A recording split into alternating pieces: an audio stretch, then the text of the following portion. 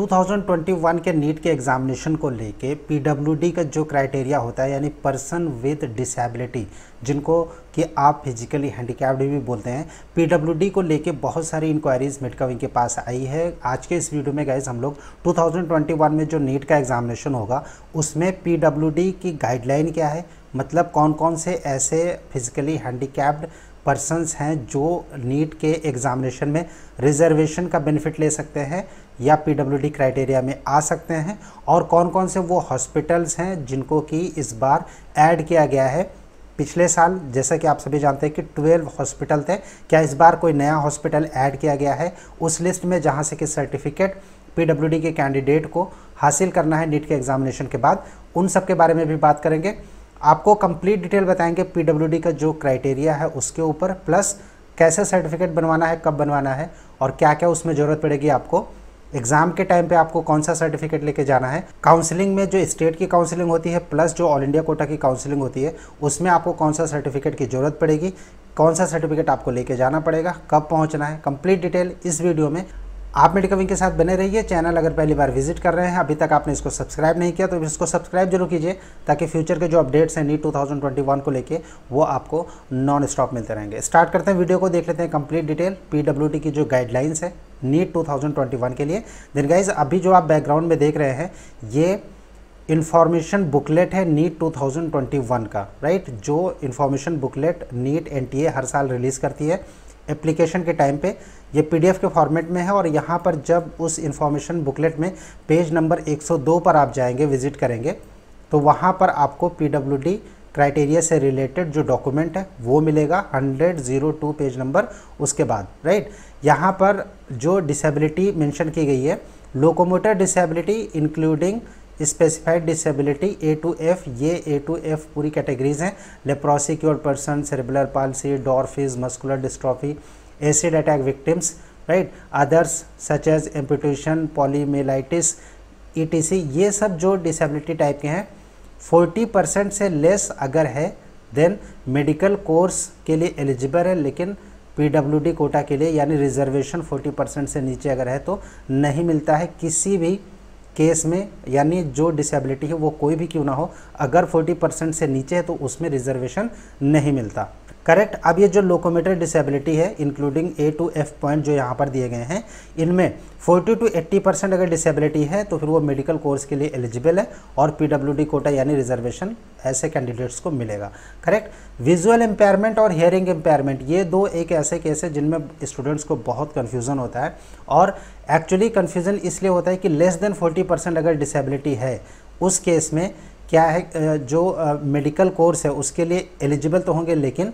जो आपका डिसेबिलिटी का जो रिजर्वेशन है यानी पीडब्ल्यूडी का जो रिजर्वेशन बेनिफिट है वो नहीं मिलता है। यानी ब्लाइंडनेस, लो विजन, डीफ और हार्ड ऑफ हियरिंग में अगर है तो less than 40% disability, less than 40% disability इन दोनों के केस में अगर है देन उस केस में एलिजिबल होगा मेडिकल कोर्स में एडमिशन के लिए, लेकिन पीडब्ल्यूडी का जो रिजर्वेशन है वो नहीं मिलेगा। इक्वल और more than 40% disability, equal to और मोर देन 40% डिसेबिलिटी अगर 40% या फिर उससे ज़्यादा है तो इस केस में not eligible for medical course, यानी मेडिकल कोर्स में एलिजिबल नहीं किया जाएगा ऐसे कैंडिडेट को, जो गाइडलाइन है नीट 2021 की जिसमें पीडब्ल्यूडी का क्राइटेरिया मेंशन है। लेकिन यहाँ पर एक पॉइंट ये मेंशन है विजुअल इम्पेयरमेंट के केस में, person with visual impairment, visual disability of more than 40% may be made eligible to pursue MBBS course and may be given reservation subject to the condition that the visual disability is brought to a level of less than the benchmark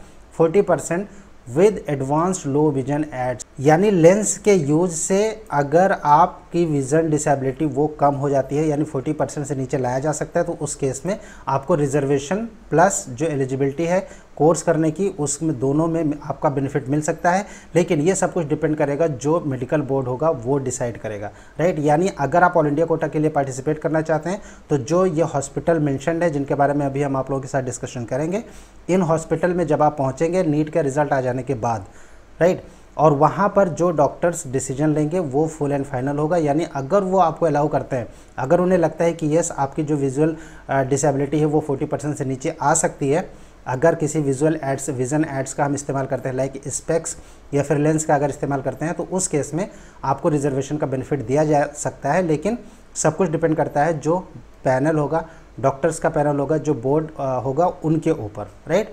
same case hearing के disability में भी है।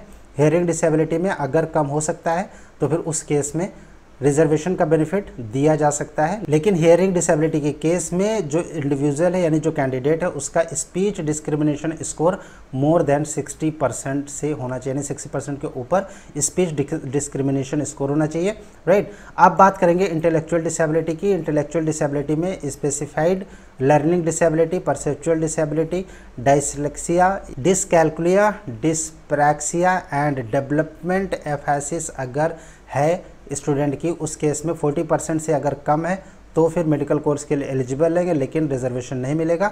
Same criteria जो पहले हमने आप लोगों से डिस्कस किया।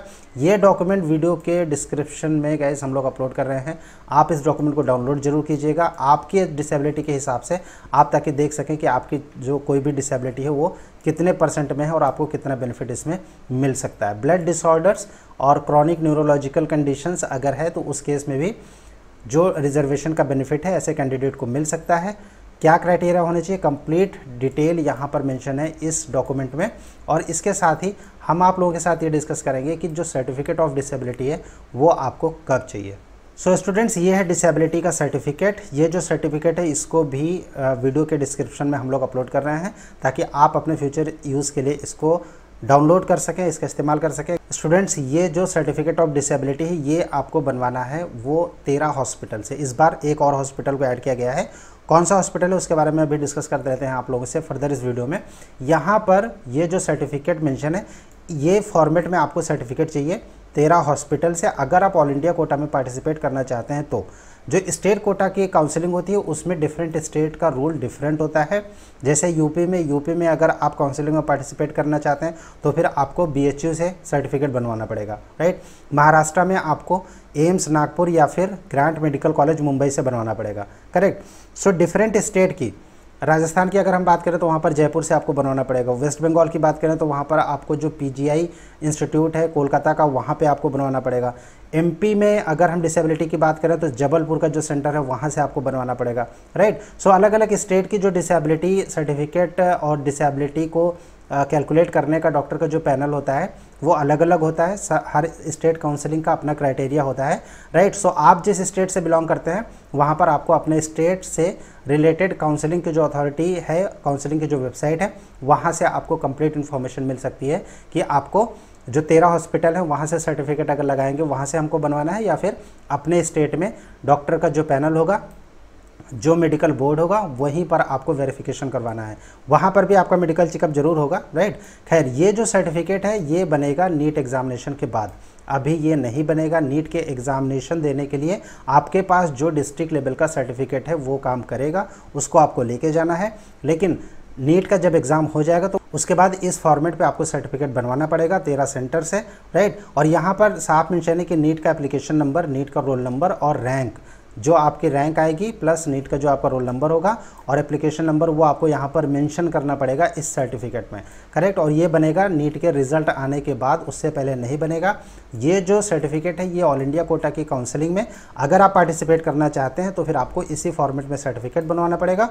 और जो डिस्ट्रिक्ट्स हैं, जो हॉस्पिटल्स हैं जहाँ से ये सर्टिफिकेट बनेगा गाइज, ये वो टोटल 13 हॉस्पिटल हैं। इस बार एक नए हॉस्पिटल को ऐड किया गया है, राइट। नई दिल्ली में वर्धमान महावीर मेडिकल कॉलेज यानी सफदरजंग हॉस्पिटल नई दिल्ली, मुंबई में all India institute of physical medicine and rehabilitation for locomotor disability only, Kolkata में IPGMER रिसर्च सेंटर जो कि कोलकाता का है वहाँ पर, चेन्नई में मद्रास मेडिकल कॉलेज में, मुंबई महाराष्ट्र में grant government medical college JJ hospital, Goa medical college Goa में, उसके बाद तिरुवनंतपुरम में GMC तिरुवनंतपुरम केरला में, जयपुर राजस्थान में SMS मेडिकल कॉलेज, चंडीगढ़ में गवर्नमेंट मेडिकल कॉलेज यानी चंडीगढ़ का जो GMC है वो, अगरतला त्रिपुरा में GMC Agartala state disability board, Varanasi Uttar Pradesh में Banaras Hindu university IMS BHU का जो कैंपस है वहाँ से बनेगा, महाराष्ट्र मुंबई में अली अवागर जंग national institute of speech and hearing disability, Bandra Mumbai for hearing disabilities only, यानी ये जो सेंटर है यहाँ पर सिर्फ हियरिंग डिसेबिलिटी का सर्टिफिकेट बनेगा। और एम्स नागपुर 13वां हॉस्पिटल है जिसको ऐड किया गया है इस बार।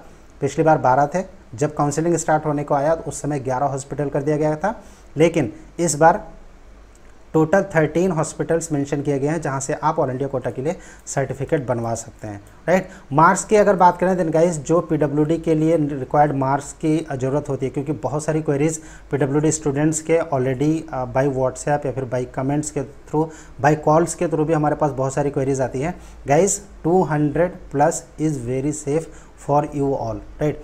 अगर आप 200 प्लस लेके आते हैं तो फिर गवर्नमेंट कॉलेज आपको मिल जाएगा बिना किसी डाउट के।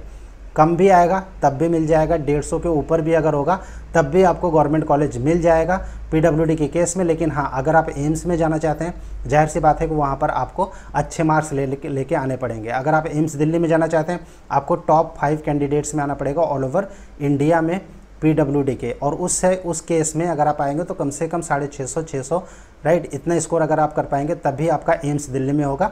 बाकी के एम्स के लिए भी आपको 350 300 के ऊपर अगर आप लेके आते हैं तो आप सेफ रहेंगे। लेकिन जो गवर्नमेंट कॉलेज है, जैसे कि किसी न किसी एक गवर्नमेंट कॉलेज में आपका एडमिशन हो जाए, उस केस में एमबीबीएस के लिए आप अगर 180 190 200 प्लस लेके आते हैं तो बहुत सेफ है आपके लिए, बिल्कुल भी आपको घबराने की ज़रूरत नहीं है, राइट। ये स्कोर इसलिए कम जाता है क्योंकि जो पीडब्ल्यूडी के कैंडिडेट्स होते हैं ऑल ओवर इंडिया में, नंबर ऑफ एप्लीकेंट्स पीडब्ल्यूडी के बहुत कम होते हैं, इसकी वजह से कंपटीशन उनके बीच में नहीं होता है, राइट। सो मार्क्स के लिए आप अच्छे से प्रिपरेशन कीजिए, अच्छे मार्क्स लेके आइए ताकि आपका एडमिशन कहीं ना कहीं अच्छी जगह पे हो, right.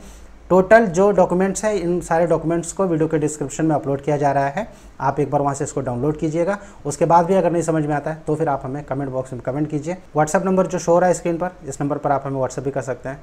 Thank you for watching, meet coming, thanks a lot.